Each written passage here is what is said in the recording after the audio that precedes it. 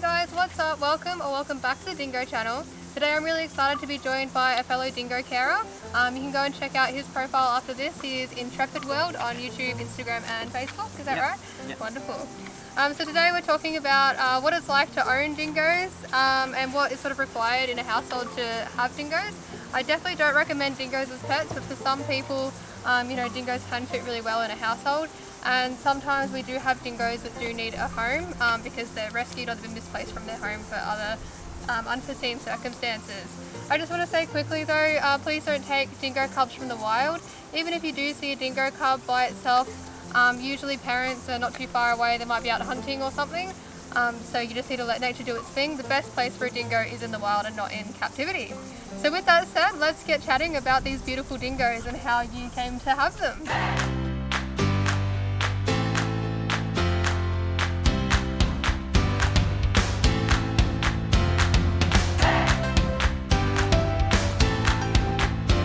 So Ollie, how did you actually get Rusty and Jalba into your care to begin with?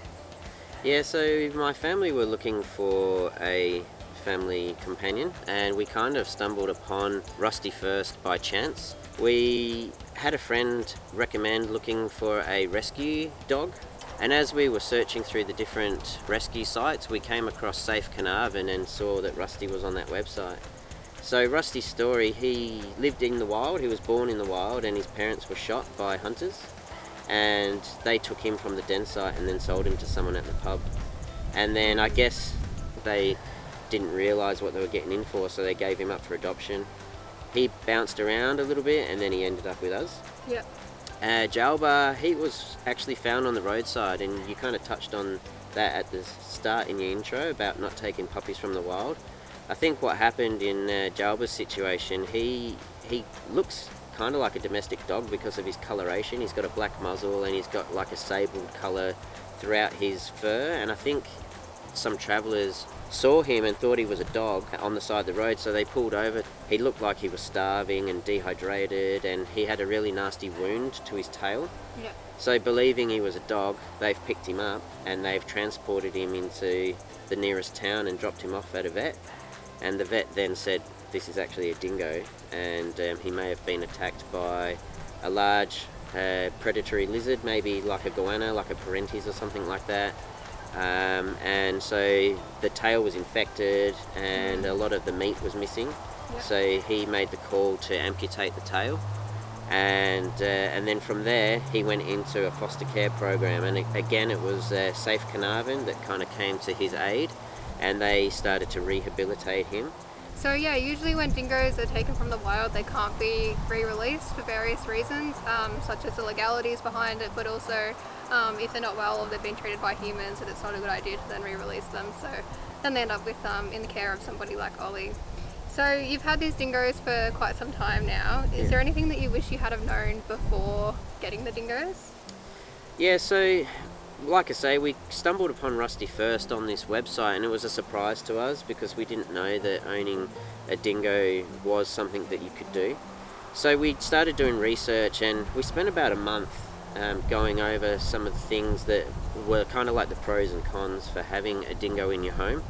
And then we decided to contact Safe Carnarvon, and I spoke with Rusty's carer for about an hour on the phone, and then we decided to go and visit and spend some time with him. So we did quite a bit of research. So one thing that was a bit of a surprise to us was how easy he would move through the house. We had levers for door handles, yeah, and they can just open those easy. I'm sure a lot of dogs could, but for a dingo, yeah, just really easy. And he would go looking for attention by going through our wardrobes and things. Yeah. So we had to change all of our door handles to make it more difficult for him to move through the house. Yeah. And the other thing we did was we got baby gates, and we put baby gates in our hallways to stop them getting into the carpeted areas. So yeah, so they were a few of the more kind of basic things. Yeah. Fencing was another important thing. Our fencing is quite high on two sides of our property, but on one side it's quite low. We actually ended up introducing a perimeter wire, and they have a perimeter collar which gives them a warning when they get close. That's not ideal for us. We don't want them to be in that situation, but we didn't have the finances to improve the fencing on that side of our property to begin with. So Yeah. I think maybe taking a bit more time and getting that stuff in place beforehand would have been good. Yeah, absolutely. And dingoes are escape artists, so they're really, really good at climbing out. Yeah. High fencing and even the overhang fencing, and because they dig the underwire as well, is really, really important when you have dingoes. Yeah, so we're lucky because we have like a limestone retaining wall that runs all the way around the property, and it actually goes below ground as well. Yeah. But Rusty has even dug right down and started going underneath that retaining wall. So, you know, I've had to keep an eye on that because I don't think my neighbours would want him in the backyard. Yeah. And then more recently, a subscriber made a comment in one of my videos about being brave, owning two boys. Yeah. And that was something that I hadn't come across in my research, and so I started to kind of worry about that a little bit, like were they going to turn against each other when they get older? And then I've kind of been talking to you a little bit about that. Yeah, so absolutely that could still happen. We don't recommend 2 boys, but it is really important to have 2 dingoes. So dingoes, you said when you just had Rusty, he was sort of pining and howling correct. when So you weren't around. yeah, so that was the other big thing for us actually. He was very anxious when I wasn't around, because I used to take him, and I still do take him on daily walks, and he became really attached to me. So even though my kids were around and giving him cuddles and attention and playing tug of war with him in the backyard, things like that, he really missed me when I wasn't home, and it became really stressful for my family to see him anxious and lonely.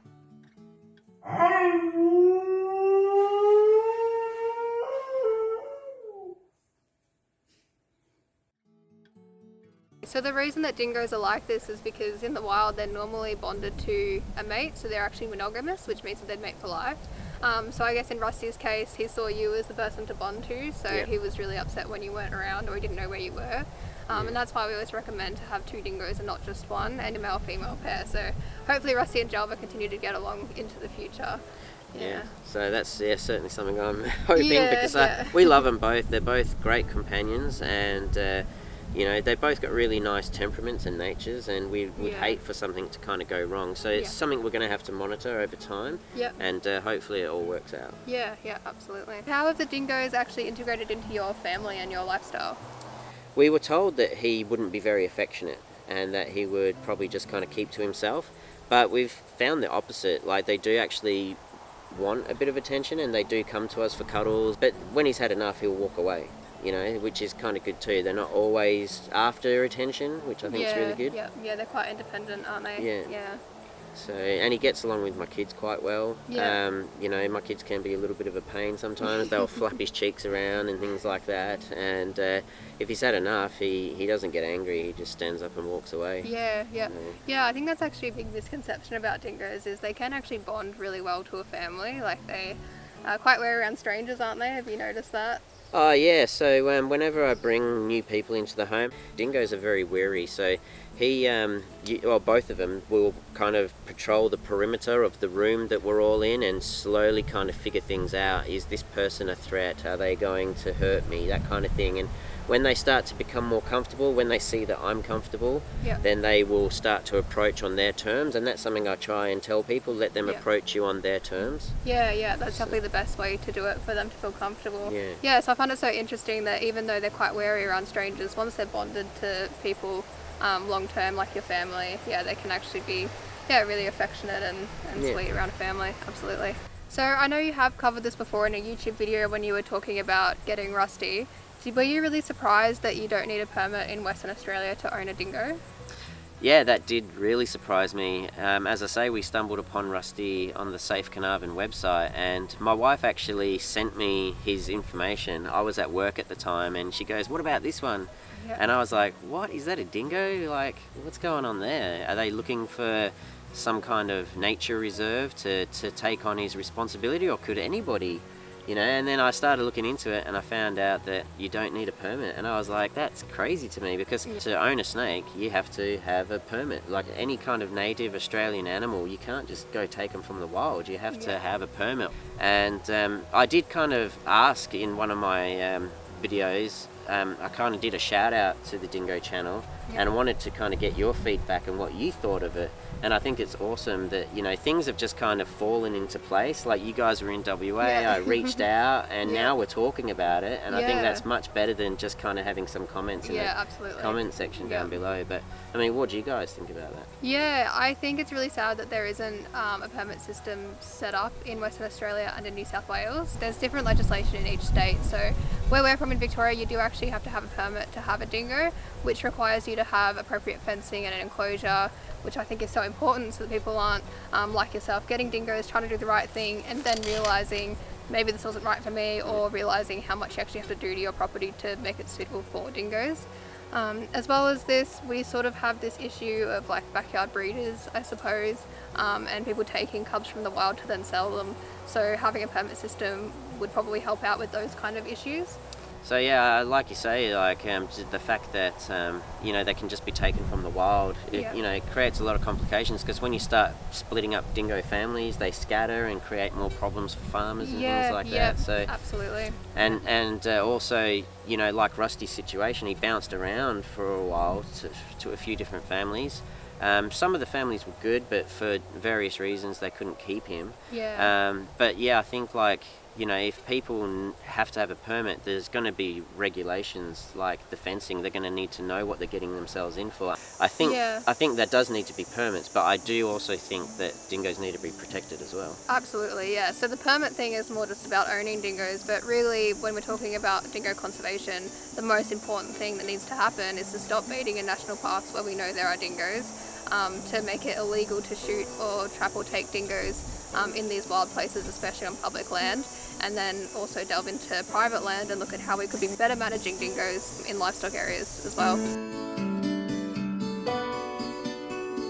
That's all we have for today's video. Thank you so much for watching, and thanks so much to Ollie for joining us and having a chat about the beautiful Rusty and Jalba. Yeah, no worries. Be sure to head over to Intrepid World to check out the wonderful stuff that Ollie gets up to with his dingoes and adventures in general.